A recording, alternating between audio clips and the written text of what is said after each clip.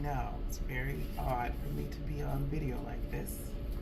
I am processing some mango leaves, and I'm always shooting the video with my phone and talking, so I said, well, maybe I'll come inside and show you how I process these mango leaves.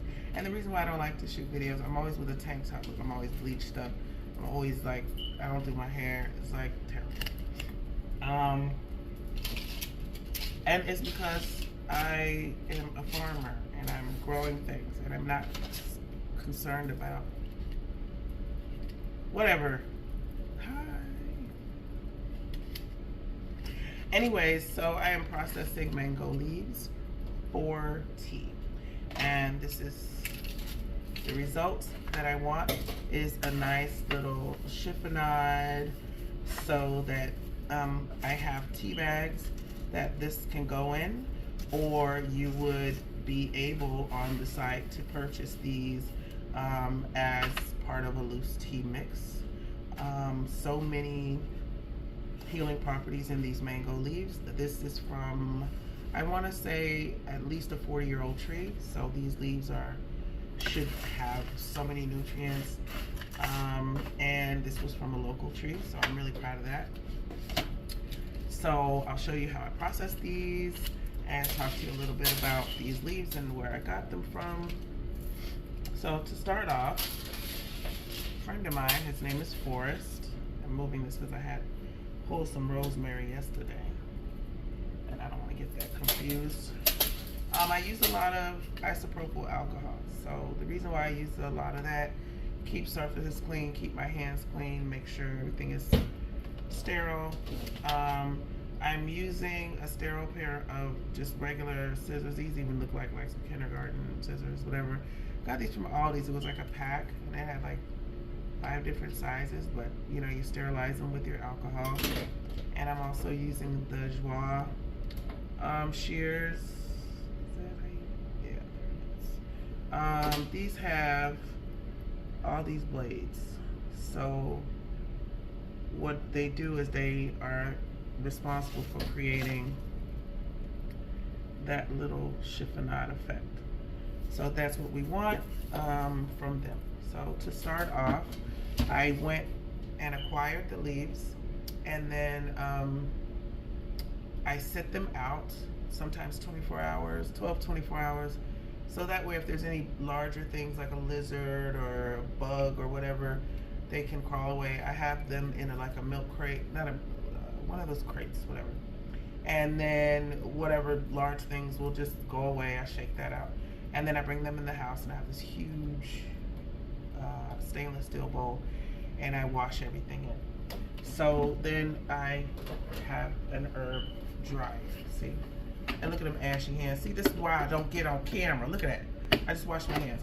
I literally wash my hands, or alcohol my hands, like 700 times a day. Anyway, herb dryer. So this herb dryer has different layers. I started from the bottom. The bottom is closest. This is just a catch tray, so that if anything falls, you know, from between there, because sometimes, like when I dry jalapenos, they have seeds, and then it has layers. So you can dry things, you know, in separate layers to allow them to dry faster or more evenly. So I start off with the herb dryer.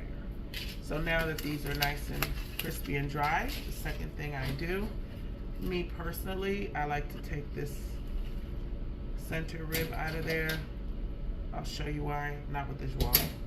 So that's why I have these plain scissors that I'm gonna just go right along that rib and just take that out. It's fine if these are in your tea, and it's totally fine if you just stick this leaf in boiling water. Like back in the day, they didn't have no Joie scissors, and if you just need to stick this in some boiling water, then you just do what you gotta do. However, you know, we're fancy. So I have removed the middle, and I'm left with these two sides. And so, my freaking hair, get out of here. So the next thing I have is all of these. And these are just without their middle. So they're all dried and washed. I did a video explaining how I clean them. So I'll try to link that video to this one. And if you have a mango tree, this mango tree is not even fruiting anymore, but you can still use the leaves. So then I go in, I use 3 or 4 at a time. Let's try 4. Put them together, and then I just use the joie and just cut them. And as I cut them, they just do, you'll see, they automatically come out that chiffonade way. So that's it, and that's how I process these. And then I'll just go from tray to tray doing that. I don't really watch TV, but just now I was watching some YouTube videos about how to build a horse stable, because I was thinking about maybe rescuing a mini horse. But now that I watch those videos, I am no longer thinking about that. So that's a lot of work. And then I was like talking to my friend who, you know, she works with thoroughbreds, and she was like, yeah, horses eat whatever's there. She goes, you have a farm? That's a smorgasbord. I'm like, he can't be eating my collard greens. She was like, oh, he's gonna eat your collard greens. So I was like, no. Anyway, a little backstory on this. So now this is how much I have. I have 5 layers. I think this thing came with 5 or 8 layers, the dryer, and I think I used 5 layers. So I have only done, I'm working on layer 2. So that's a lot, because really out of all of this, let's see, that's about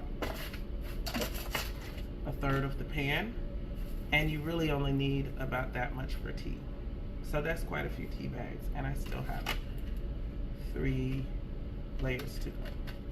So that's a good amount. But anyway, a little backstory on this tree. I recently moved to a community that I've never lived in. I'm very familiar with this community, but I never lived here. So, dropped my shoe. Anyway, so I never lived here, but I live close to a park, a public park, and there's a tree, a huge tree by this park. And you know, the older men in the community sit under the tree and talk and, you know, exchange stories and beers or whatever they do under that tree. And then when there's like the little Pop Warner games, people go under that tree, and it's the tree. It's the neighborhood, the tree, whatever. Lots of people have trees in their community like this. It's one of the biggest and the oldest trees in the neighborhood, and people just gather there. It's an empty lot, and people just sit there. Well, I was like, I need some mango leaves, and let me just go to that tree. It's community. I know that tree has been there 30 plus years, so the nutrients in these leaves must be super on point. Plus it's local, it's part of the community. Checks off all the boxes. I'm gonna go get my mango leaves there. So I go get my mango leaves. They're talking, and I'm just not even in their business. I'm just gathering leaves, praying, just picking out all the good stuff. And so I use public transportation sometimes, and so I was walking to the bus stop, and I have to walk right by this tree, and I walk by and I see the tree leaning, and I go, oh my God, why is it leaning? And I notice that the tree is being pulled out of the ground. The tree is gone, y'all. The tree is nowhere. So this is the last harvest of mango leaves from that tree ever. The property was sold, and there will be duplexes there now. And that tree was snatched out of the ground completely, with no regard, no respect. So this is it. So these are the last of that tree. History. Anyway, yeah, so that's how I process mango leaves for mango leaf tea. I will note the benefits of mango leaves in this video, and I also will attach a link for the previous video that I made on how I clean these. But if you have a mango tree or have access to a mango tree, even if it's not fruiting, they still have plenty of nutrients, and that's how these end up. I love these scissors. Even if you don't have these scissors, which I found at like, I don't know, like one of those TJ Maxx or Home Goods or something like that. But even if you don't have these, you can still just cut them up really fine. But you can always just use a leaf like this or just rip it. They're dry now. You can just rip it like that, put a few leaves in there.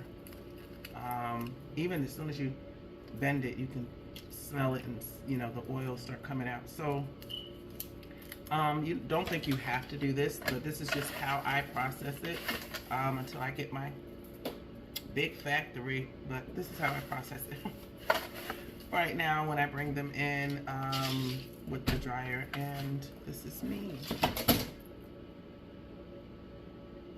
ash and all.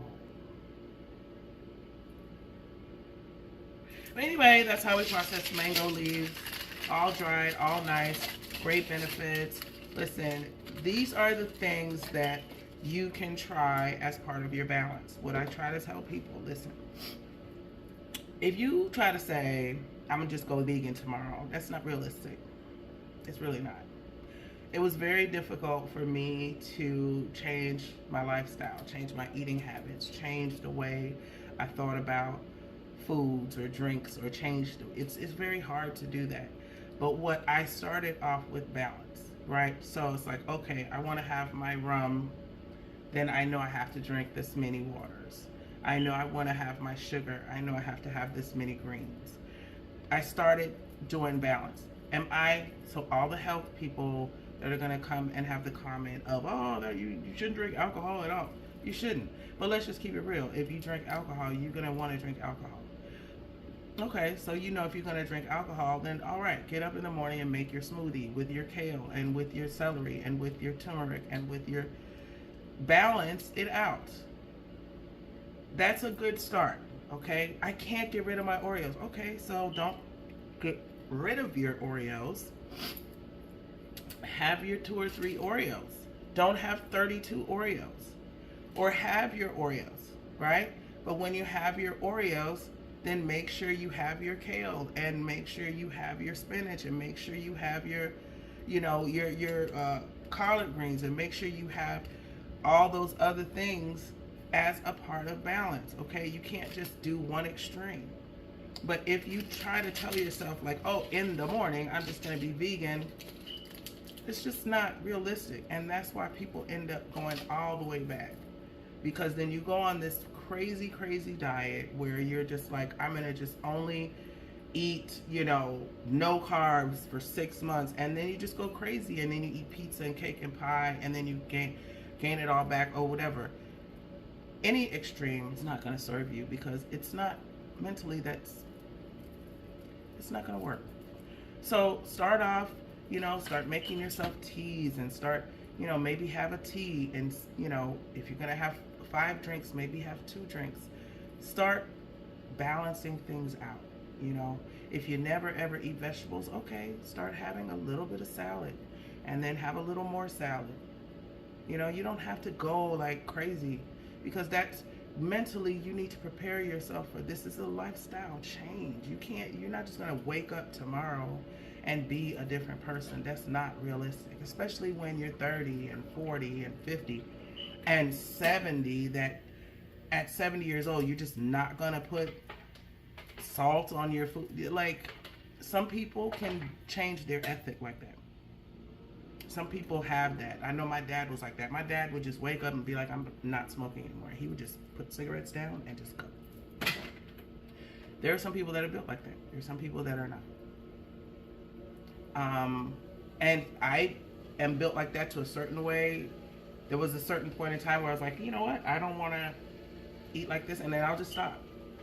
but then it'll creep back, or I may have a stressful moment and I'm like, oh my God, I need a glass of wine. It may happen like that. So just get yourself some slack, man, and just think about balance and give yourself some time to adjust to a new lifestyle. So try to do these teas, try to do these little drinks, try to do energy shots, try just going into, you know, a health food store, or start reading these articles, start preparing yourself mentally for these things. It's not just going to be an overnight thing. And don't let people who have found this lifestyle beat you up and say, oh, I can't believe you're going to eat that meat. Yes, I am, because I still eat meat. Your point.